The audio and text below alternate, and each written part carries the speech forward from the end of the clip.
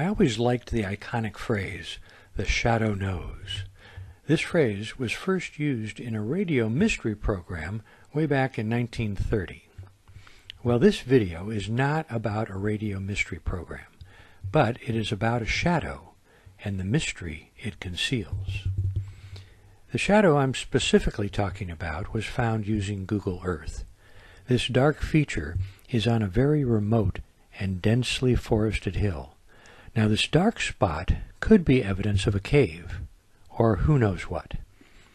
And you guessed it, the only way to find out what was actually there was to go to the site of the shadow itself. Okay, we've hiked about a half a mile to get to this point, and now we're going to start to go up the hill, which is in the distance, obscured by those trees right there. And I've got a GPS reading for that shadow area, and that's what we're trying to figure out. What, if anything, is in that shadow area? Up ahead you can see my two friends. So the three of us are going to be heading up to that shadow area and see if it is anything like a cave. We're hoping that it's a cave, but of course you can't tell from Google Earth just because there's a shadow there. All right, as you can see now, the ground is getting quite a bit steeper.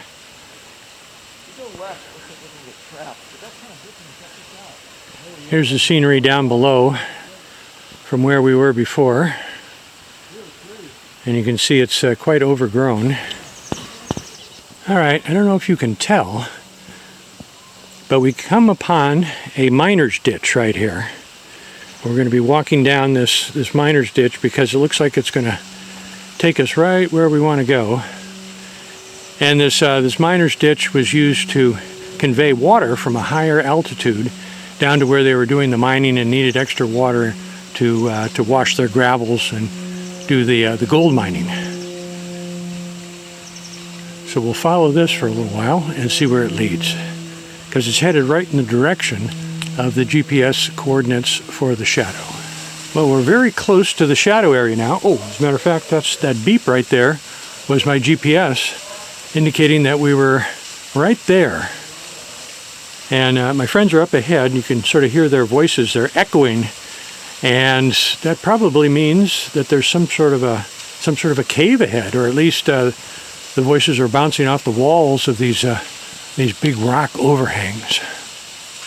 And you can hear the water flowing with quite a bit more force right now. So we're going to head down this miner's ditch and see what my friends have found up ahead. Okay, I just came around the corner, and there it is up ahead. That's where the shadow was coming from, and it is a cave. Looks like it's a big one too.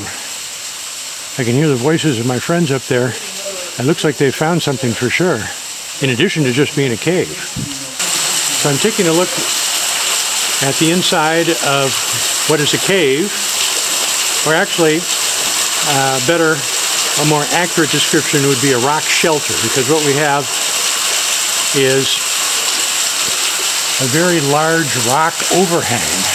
You can see right there, and you can see this little waterfall that's coming over, and it's falling right in front of this rock shelter, and it's really pretty big. Quite a good size. See a couple of our hiking sticks right there. Oh, and let me move over here. This is sort of an interesting feature. This is a grotto-like structure. It's not a structure. Looks like a natural rock formation, or natural part of the rock formation.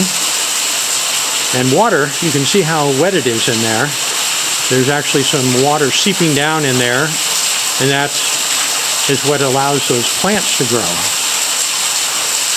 And there's also some bedrock mortars there too. There's one right there, and there's one towards the back of the grotto too. And one of the most fascinating things and very unusual for this part of the Sierra foothills, are the pictographs that are on the wall. So these are not chipped into the rock, they're actually painted onto the rock. And they've lasted here in this rock shelter for, well over 180 years. They could have been here for hundreds and hundreds of years. Quite a few. Move over here just a little bit.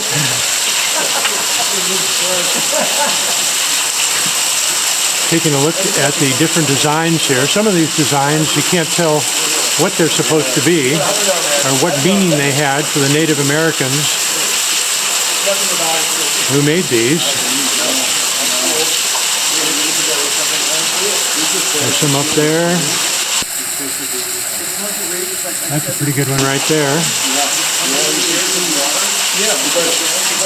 Here's a great big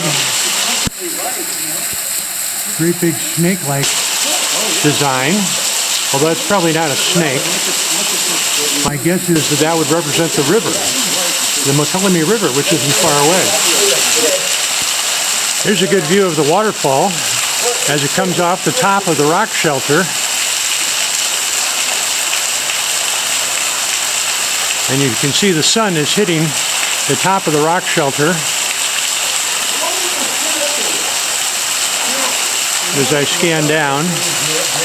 You can get an idea of the size of the cave by my two friends over there. And down in this direction, the cave continues for a ways. And then let me pan back the other direction to show you the full size of this rock shelter.